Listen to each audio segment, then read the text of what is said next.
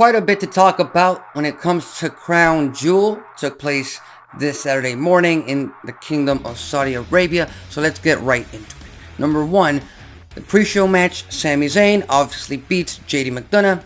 Pretty run-of-the-mill standard match. Could have been a match that could take place tonight on Monday Night Raw with absolute no issue. It pretty much was a Monday Night Raw match. But I will say this. Sami Zayn went over, which was the absolute best decision possible. And JD McDonough can absolutely sell his ass off, which is one of the very forgotten talents and skill sets in today's world of professional wrestling. Selling for your opponent. So I'll give JD McDonough that. But eventually, they have to give him a little bit more of offense, which is why he hasn't joined the Judgment Day, in my opinion. The show opens with the World's Heavyweight Championship match. Seth frickin' Rollins defeats Drew McIntyre in a straight-up singles clean pinfall victory. No shenanigans, nothing else involved. The best man won. Seth frickin' Rollins retained his title. And a lot of fans on social media, a lot of fans on the IWC raised their arms. Or they absolutely went a little bit crazy with this decision because they were fully expecting Drew McIntyre, the Scottish Warrior, to walk out World's Heavyweight Champion. But here's the thing. The story right now that I believe WWE is telling is Drew McIntyre turning heel. Not necessarily joining the Judgment Day, but he will very soon turn heel. And in order for that turn to be effective, in storytelling purposes, in order for that turn to actually make more sense than it would have had he won the World Heavyweight Championship at Crown Jewel, he needed to lose at Crown Jewel with no interference against the better man, in this case, Seth freaking Rollins, a guy that he's beaten before one-on-one and he just couldn't get the job done in Saudi Arabia. And then Rhea Ripley walks up to him and pretty much gives him the "I told you so" look. And to me, that tells me everything we need to know about the next few steps in Drew McIntyre's current story arc. He's tried to go after the big one, the World Championship, so many times. And he's tried to do it the best way possible. He's tried to be a good man in terms of challenging for the World Championship, and every single time, he comes up short. Now, prior to this, he could have said, oh, it was Solo Sikoa. It was the bloodline getting involved. That's why I didn't win the World Championship. But now, there's no excuse. There's no cover-up. He lost to Seth freaking Rollins straight up, clean, in the middle of the ring. So now, he's got to take a turn for the worse and take Seth freaking Rollins out. Also, Damian Priest tried to cash in, and then he couldn't. Sami Zayn, I believe, stole his briefcase. That story is going to keep playing out tonight on Monday Night Raw. Looking forward to that. I don't think we've ever had that kind of story play out where somebody else stole the briefcase, and in this case, Senior Money in the Bank, Mr. Money in the Bank, Damian Priest, doesn't have the briefcase, so he can't really cash in any place, anytime at this moment in time right now. Fatal 5-way match for the Women's World Championship. Rhea Ripley retained her championship, obviously, against Raquel Rodriguez, Nia Jax, Shayna Baszler, Zoe Stark, and I gotta say this, Shayna Baszler came out looking the strongest out of the 4 losers in this match, as she should have, because again, I said this on the preview. Shayna Baszler pretty much retired Ronda Rousey at SummerSlam. That's a big accomplishment. That's a big accolade for her. Now, it's not big enough to dethrone Rhea Ripley for the Women's World Championship. Not quite yet. But WWE does need to get Shayna Baszler out of these 4 women. They need to get Shayna Baszler back to that level. Back to the level that she was in early 2020, pre-pandemic, when she was absolutely running over, mauling the entire women's division. Because she is that damn good in the ring, and she's a submission magician. We saw that at Crown Jewel with that triple submission that she applied on her opponents. So again, there's a lot of potential down the road for a Rhea Ripley versus Shayna Baszler match for the Women's World Championship.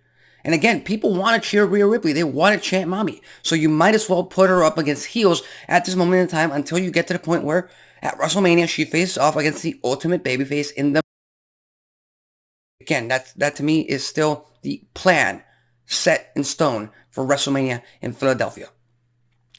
In a surprising turn of events, John Cena once again lost a singles match. He continues his losing streak of over 5 years at this point. And again, I can't say I'm not happy about this, but I will say I am very surprised about this because that whole speech, that whole commentary, everything that WWE presented us in terms of John Cena up until this point pretty much gave it away, in my opinion, that John Cena was going to get the win against Solo Sikoa. Now, in professional wrestling, there are very clever ways of having someone lose and still go over and protect them in some kind of way. So I thought they were going to go that way with Solo Sikoa, but I was not expecting Solo Sikoa to be so dominant in this match. And again, it was a longer match, but he defeated John Cena, and that is an incredible win for Solo Sikoa's career. And they need to get him back on track. They need to get him back to the point where he was pre-WrestleMania, pre-Cody Rhodes loss. Now, on Friday with that segment of, what did Cena call Solo Sikoa? A dollar store Taz, something along those lines. Now we understand why he set that line, and now we understand why Solo Sikoa beat the living crap out of Cena at Crown Jewel. Is it Cena's last match? Absolutely not. He's not going to retire in that way, in that manner. I don't believe it. I just feel like the strike in Hollywood might be ending soon. So Cena is most likely going to put guys over on his way out, and Solo Sikoa is one of the best candidates for that option. So as far as that goes, that's cool. Logan Paul is your brand new United States champion. He defeated Rey Mysterio, and once again he proves that he can go in the ring. He can hang in the ring with some of the absolute best. And again, WWE made the absolutely right choice by having Logan Paul win that U.S. title, because free agency aside, I'm not a fan of that. I think even now, Logan Paul is the United States champion. That means he is, by definition, a SmackDown superstar. So in my opinion, he should no longer be a free agent, because Nick Aldis should claim that U.S. title as a SmackDown championship. Hopefully that plays into the storyline heading into War Games down the line in the next few weeks. But Logan Paul is going to bring a lot of eyeballs to that championship, a lot of eyeballs to WWE, and a lot more relevancy to the title than Rey Mysterio brought to it, since he beat Austin Theory, weeks ago, months ago? I can't even remember the exact day he beat Austin Theory for the championship, because that's how much in the back burner the U.S. title was at that point, even prior to Rey Mysterio with Austin Theory, unfortunately. I do like the fact that WWE has already planted seeds in terms of what's the next feuds, what's the next rivalries for each superstar. Now, in Logan Paul's case, he's had some interactions with Kevin Owens backstage, and Kevin Owens is a part of the SmackDown roster. He's a main eventer. So putting Kevin Owens against Logan Paul, I definitely want to see that match. Survivor Series might be a little bit too soon. Is there a December pay-per-view? I'm not sure. I might have to double check. If not, Royal Rumble, again, that's way out of line. That's at the end of January, so we'll just have to wait and see on that note. Santos Escobar, here's the thing. Why did Santos Escobar have brass knucks at Crown Jewel? That's one. Number two, Rey Mysterio's a babyface. He's never going to use brass knucks to beat Logan Paul. Or at least 99% of the time, he's not going to use it. Number three, lack of communication there. Rey Mysterio, you could pretty much deduce that he's not going to use that. Santos Escobar still brings him out because he feels like he needs backup with the brass knucks. That moment in time, he leaves the brass knucks in the ring. Logan Paul takes full advantage of that. And lo and behold, we have a brand new United States champion. Now, I don't think that's going to come into play anytime soon. I think at this point in time, they might be building up to Santos Escobar versus Rey Mysterio at WrestleMania. And again, I keep mentioning WrestleMania, and even though that's, 5-6 months down the line, I mean, it's storytelling. You got to tell a short in the story and get it to its boiling point. First act, second act, third act, and let's not forget the story of Dominic versus Rey Mysterio last year started in September of 2022. Yeah, and then it culminated with a match at WrestleMania. So again, it might be the same case here.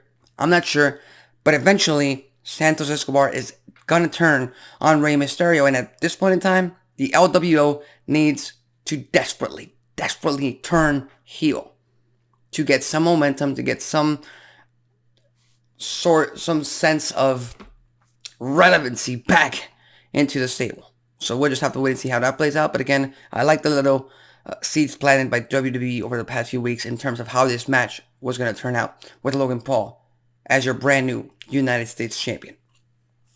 Io Sky retains her championship.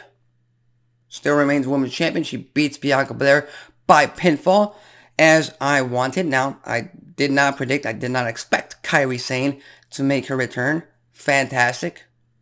And I truly hope they give Kairi Sane her due, and they keep her on SmackDown, and they give her wins, and they build her up to be on the level of a Bayley, of a Io Sky, of a Dakota Kai, on that kind of level, that kind of threat to all the other babyface female superstars on the roster, because she's that damn good in the ring. And Bianca Belair is not the champion.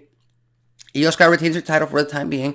That gets Bianca Belair also entertained and out of the title picture, because she is going to be fully focused on getting revenge from Kairi Sane, which opens up the door for Charlotte Flair to go back after Io Sky for that women's championship. I'm just hoping Bayley doesn't get involved in terms of winning the women's title against Io Sky, and then we get Bayley versus Charlotte Flair again. I don't want to see that, but Io Sky retaining her championship, absolutely the right choice.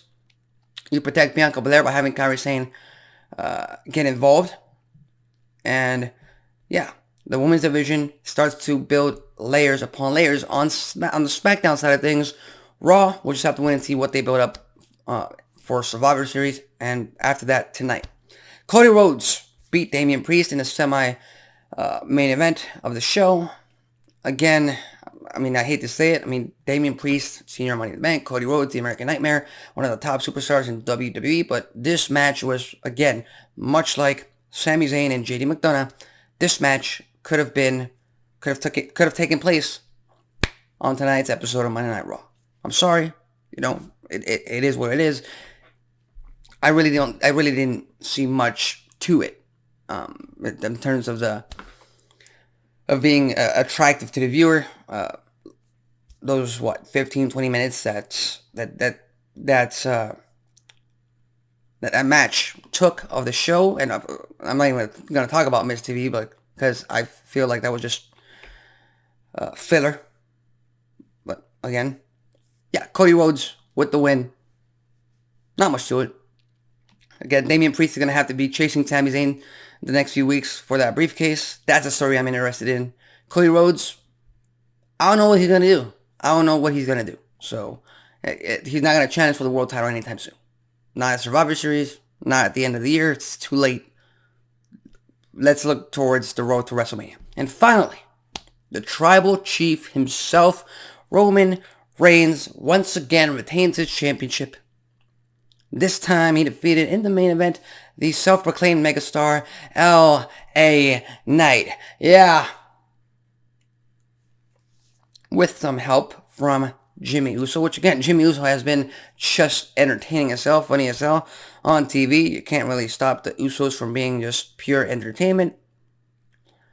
And like I said on the preview, WWE did everything, and they continued to do everything they could, even throughout this match, to protect LA Knight, to better position LA Knight for the very near future. Because there is absolutely no chance that he was going to beat the Tribal Chief and become Universal Champion at Crown Jewel. There was no chance in hell. Now, here's the thing for SmackDown.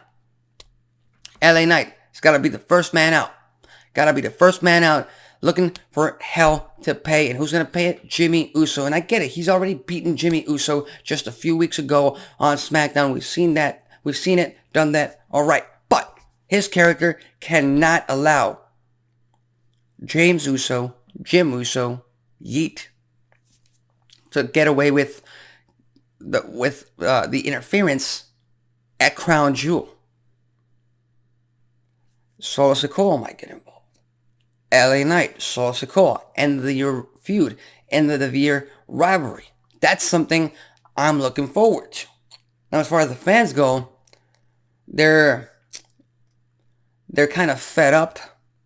They're tired of Roman Reigns retaining his championship. They're tired of Roman Reigns being a part-time champion. They're tired of the Tribal Chief winning by having interference. And here's the thing with that. Roman Reigns is such a cool character in terms of the Tribal Chief that if he were to win in a clean manner, guess what? Fans would probably not want to boo him because on top of the fact that he's the heel, he's a cool character, he's also dominant to the point that he doesn't need anybody else to do his dirty work and win. So there's absolutely no need for the fans to boo him. There's no heat for him to actually get that chorus of boos that he needs. And we've got to keep Roman Reigns as a heel. And fans need to keep hating this guy. And how do you keep hating a guy who always wins? How do you keep hating a guy who is just your Tribal Chief, who is just commands the room, commands the ring, commands the microphone every time he's out there? Well, shenanigans, dirty finishes, everything involved. That's what you do. And for all the IWC fans who are butthurt about Roman Reigns keeping his championship, I've said it before and I'll say it again. This championship reign, as far as I know, and I might be able to put some money on it, this championship reign, historic championship reign from Roman Reigns, is not ending until a WrestleMania. Now, it could be at WrestleMania 40, it could be at WrestleMania 41, I don't know, but it was not going to end against a guy who's been over with the crowd for 6 months, who was not a part of WrestleMania just 6-7 months ago. It was not going to happen. It just wasn't going to happen. It's entertainment. And you know what? They entertain me. And they'll continue to do it. And I'll continue to sit there and watch it because, again, it's entertaining. So with that said, those are my thoughts on Crown Jewel.